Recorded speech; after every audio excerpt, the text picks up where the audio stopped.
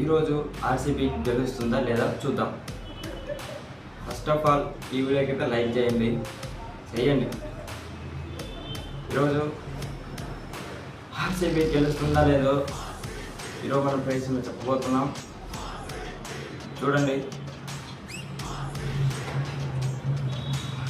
ఈ వీడియో అయితే బెట్టింగ్ చేసే వరకైతే కాదు, జస్ట్ క్రికెట్ ఫన్ కోసం. పిల్లలు ఎవరైనా చూస్తే పక్క వెళ్ళిపోండి, ఫ్యాన్ వాళ్ళు చేసుకునే వాళ్ళు మ్యాచ్ నేను ఆ టీం ఈ టీం అనేటోళ్ళు అయితే పక్క వెళ్ళిపోండి, అట్లా చెప్తున్నా. ఇదైతే క్రికెట్ ఫ్యాన్స్ కోసం ఓన్లీ, బెట్టింగ్ వేసుకోవడం కదా కాదు.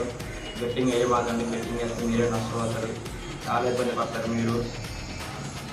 ఓకే, నేను మీ చారీ రుద్ర, క్రికెట్ ప్రెడిక్టర్,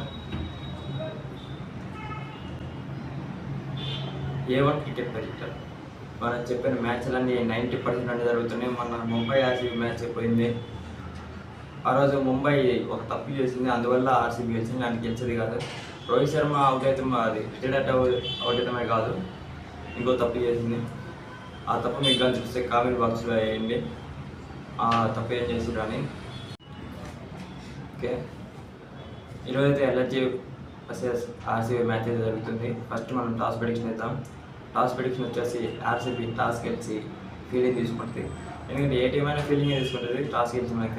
అందులో అది చిన్న స్టేడియం, చేయడానికి కొంచెం ఇబ్బంది లేకుండా ఈజీగా ఉంటుంది. టాస్ ప్రెడిక్షన్ అయితే చెప్పాము, ఎల్ఎస్జీ టాస్ గెలవదు, ఆర్సీబీ టాస్ గెలుస్తుంది. ఇంకా ప్లేయింగ్ 11 విషయానికి వస్తే ఆర్సీబీ మనం చేంజ్ చేసింది, కొంచెం పర్లేదు, బాగానే ఆడారు వాళ్ళు.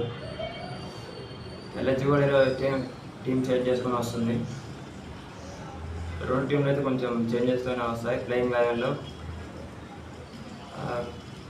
ప్రెడిక్షన్ అయితే అయిపోయింది. ఇప్పుడు పవర్ ప్లే స్కోర్ చెప్తాం. పవర్ ప్లే స్కోర్ వచ్చేసి మినిమం అంటే 60 స్కోర్ అయితే కొడతారు, 2 వికెట్లు పోతాయి ఎల్హెచ్కి. పవర్ ప్లే స్కోర్ అయితే 60, టోటల్ మ్యాచ్ స్కోర్ అయితే 220, 230 పోతుంది. ఎందుకంటే ఇది హై స్కోరింగ్ వెన్యూ, అందులో ఆర్సీబీ బౌలింగ్ మనకు తెలిసిన విషయమే. ఇబ్బంది కాకుండా అది పిచ్ కానీ బ్యాటింగ్ పిచ్ ఎక్కువ.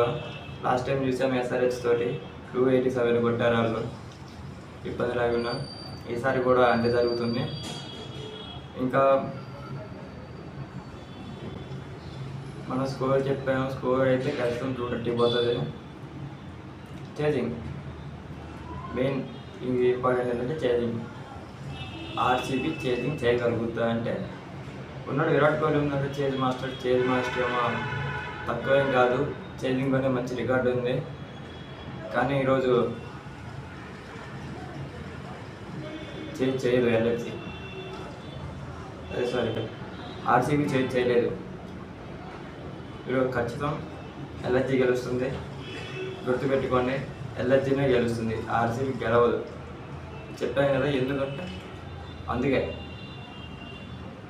ఎనికి తిరిగి చూసుకోండి మొత్తం వీడియో మొత్తం, ఎందుకు గెలవదు. ఈరోజైతే టాస్ ఎల్హెచ్సి ఓడిపోద్ది, మ్యాచ్ గెలుస్తుంది. టాస్ ఆర్సీబీ గెలుస్తుంది, మ్యాచ్ ఓడిపోద్ది. అది మ్యాటర్.